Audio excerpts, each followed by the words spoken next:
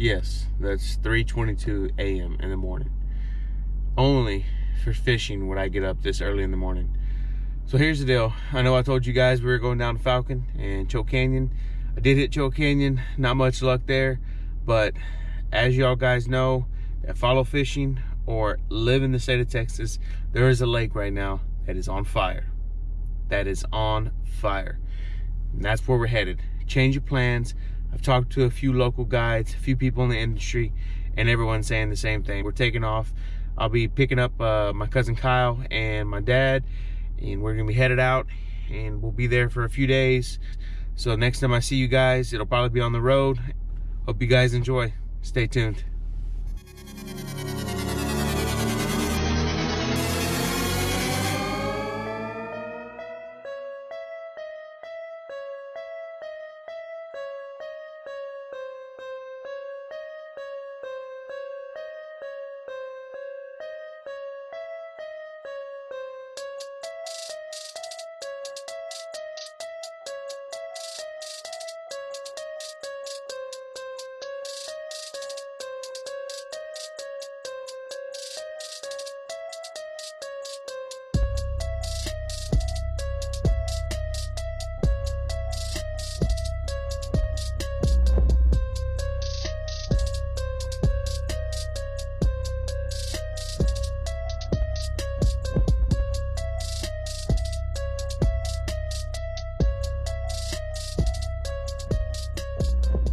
Well, we made it to Brady, Texas. One thing about bass fishing, you need a lot of this. Boat gas, truck gas, more gas. Gotta fill her up. Next stop, VILLE Lake. I'll see you guys there.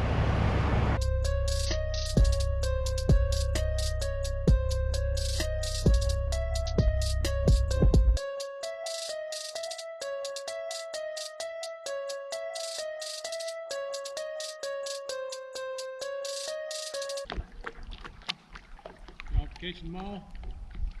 Thought you were. We're Not yet. No, same here, not yet. Not getting any good at all? No, nothing yet. Missed two, but that's about it. Everything we're seeing, they're catching about 40-foot of water in the lake. Really? On them damn Alabama rigs. Umbrellas. Yeah. You're catching the hell out of them out there. I don't have any Alabama rigs. Yeah. I was up at the store earlier, and a guy just set the lake record again for the smallmouth. Really? Yeah, it's 3 times about a week it just broke. Yeah. It was 6'8". Wow. Yeah, it was like 6'3", 6'5", and now 6'8". They must be up by the dam, right? Well, around the island out there and back toward the dam, it's finding trees and stuff out there in about 30-40 foot water. Then they're running those damn things across the top of them. Mm-hmm. Yeah. Yeah, I heard they were catching those big ones on those Alabama rigs.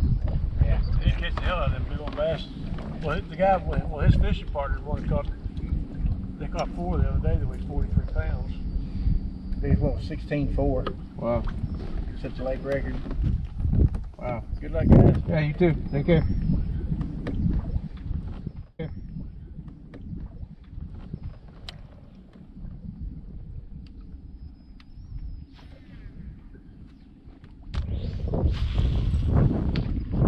Splash. We got fishing. Along about a Saturday night. How was I to know there was a party going on? I jumped back in the tub. I remember some of the words, not all of them. That's like a 57, 58 song.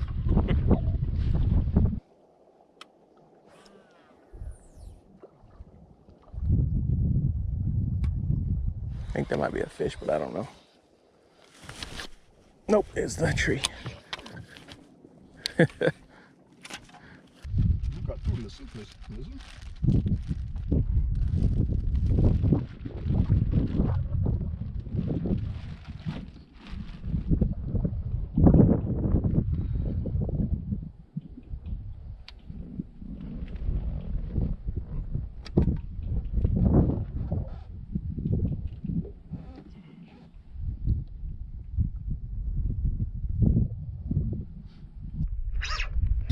go.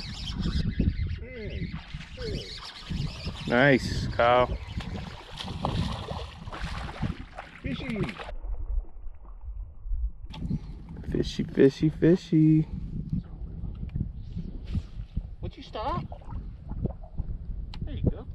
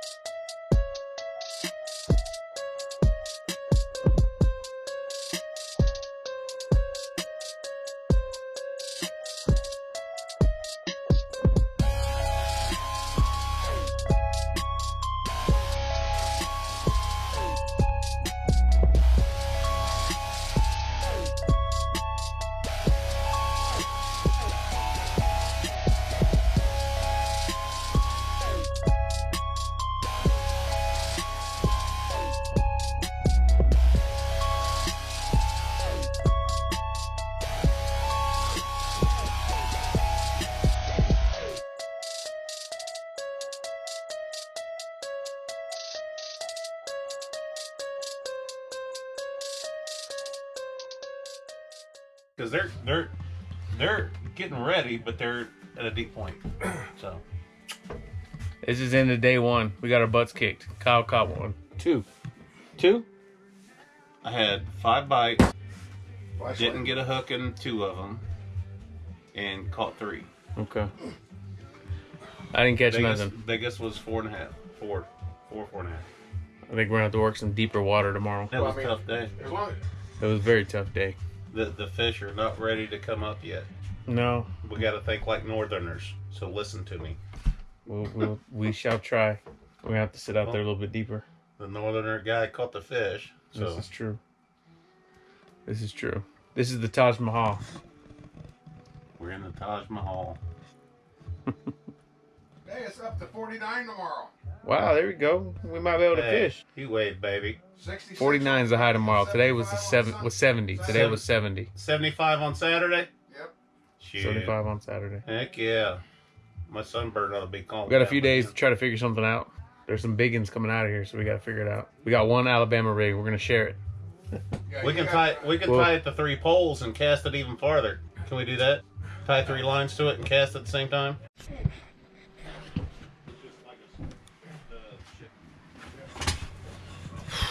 Man, today was tough. A little change of plans.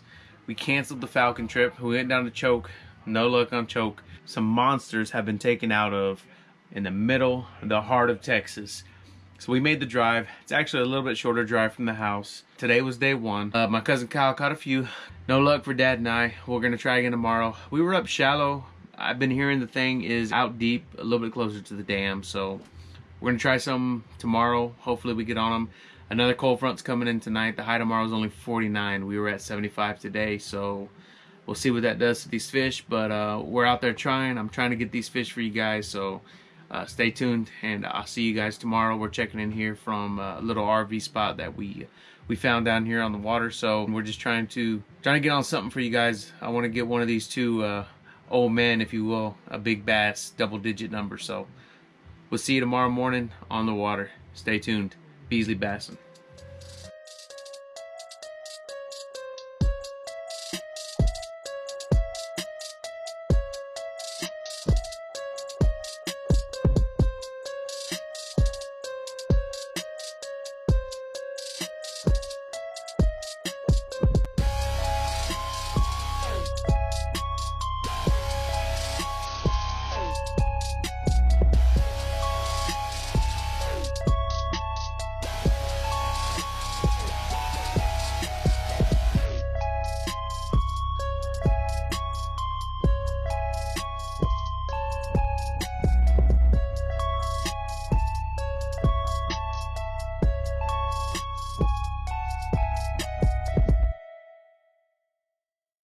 Well, that was a video. That was a quick trip. I owe you guys an explanation. So here's what happened. We made the switch. We went to the hottest lake in the country right now. I'm talking, I think right now, 9 Sharelunkers have been taken out of this lake in the past couple of weeks. A Sharelunker in the state of Texas is a fish over 13 pounds. It's classified as a legacy Sharelunker. When we got there, we went straight to the marina, we put in, we fished. I had talked to a local guide here in the Central Texas area who had informed me that he had heard all the fish were coming up shallow under 10 foot of water in the back of creeks. I should have known better than that. I don't know if he had heard some wrong information, somebody had fed him some wrong information. I don't believe that he intentionally gave me that wrong information. I should have known better. Getting there, seeing the water temperature still down in the 40s, I should have known better that they weren't back in those creeks yet. They weren't ready to move up. But we proceeded anyway to fish a few hours, even after running into a few guys there on the lake that you saw that had basically told me the same thing that I had heard that day from a credible source who had caught several 10-pound plus bass that day on the water. Why we didn't make the move, I'm not sure. We proceeded to beat the bank. We caught a few. I didn't. My cousin Kyle caught a few. He had about a 4-pounder there on the lake. The camera wasn't running, but you saw the picture there. We should have been out on those points in the mouth of the creeks where those fish have access to deep water and shallow water, and they use those currents and those river channels to get back into those creeks when it's time to move up for spawn. They were definitely still in a pre-spawn. That was the game plan for the next couple of days, is to sit out there in a little bit deeper water. That lake had had so much growth because it was drained pretty low over the past 10 years. It was about 20, 25, 30 foot low the past 10 years. About a year and a half ago, 2 years ago, the lake completely filled up with a whole bunch of rain. That lake completely got filled up, and all that growth that had grown, these fish were sitting out there in that newer growth. And when you have a body of water like that, that just gets so much water in a short amount of time, and all this new growth is down there, that's where those fish like to hang out. And it appeared that they were feeding on shad, younger, smaller carp that were sitting out there. Again, this is stuff that I've heard from a credible source that had caught several fish out there.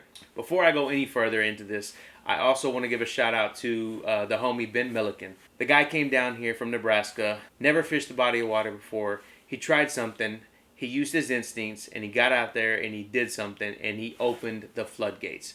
Literally, we had been beaten with the historic freezing temperatures, snow, ice, everything. And he came down here that last day of cold weather, and for a few days there on this lake, he just tore him up. If you guys haven't seen the video, I'm sure you have. If you haven't, go check out Ben Milliken on YouTube. And he absolutely, him and his buddy Zark, put on a clinic. I'm talking a clinic catching big bass. The last video that he posted yesterday, 5 best fish around 60 pounds. That is insane, and it's all on camera. The biggest was 16 pounds, 4 ounces. I couldn't even fathom what that was like to catch a fish of that size. My biggest personal bass was about 7 pounds, and I'm thinking to myself, that was a tough fight, bringing that 7-pounder up and catching it. And to me, that was a fish of my lifetime. So I can only imagine Zark catching that 16.4 ounce fish, pulling it up. You guys go watch the video. They were pretty stoked and pretty excited, as I would have been as well. So shouts out to you, Ben Milliken, coming down, putting on the clinic, showing these Texas boys, us Texas boys, how to come down here and fish some new water. I believe there was a few other Sharelunkers pulled out this week as well. So it's still going on. It's still on fire. It's still popping off. I want to get back, and I want to get back soon. But there are some bodies of water around me now that some of these big bass are moving up to these creeks. So I might stay around here and fish locally, because there was a 15-pound bass caught on my home lake this week as well. So it's time to get out there. These fish are moving up.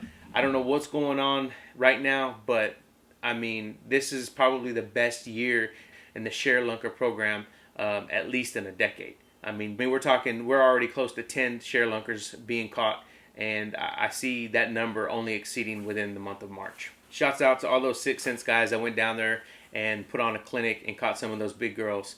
From the owner, Casey Sobsack, all the way Justin Royal, Ben Milliken, the bait man, Kevin Baxter, Luke Duncan, Captain Ron, and there's a few of those other guys, man. You guys go check out all their YouTube videos. They all have footage of it, and they're dropping it every day as we speak.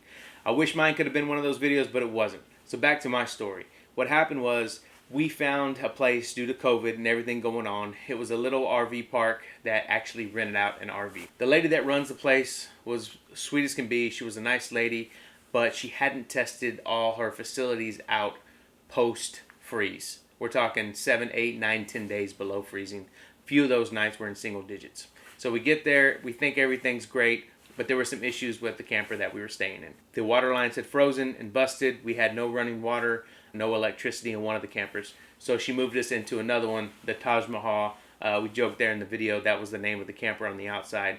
And we thought we were gonna be able to make it work, but come to find out, there was no electricity. And for certain reasons, we needed that. My dad has a sleep apnea machine, and we didn't have any running water. And it was just anytime we turned the water on to cook or do anything there, water just kind of gushed out of everywhere, and she was unable to host us any longer there, and we just felt like it was probably the best decision to hit the road, come back here and fish locally, which is what we did.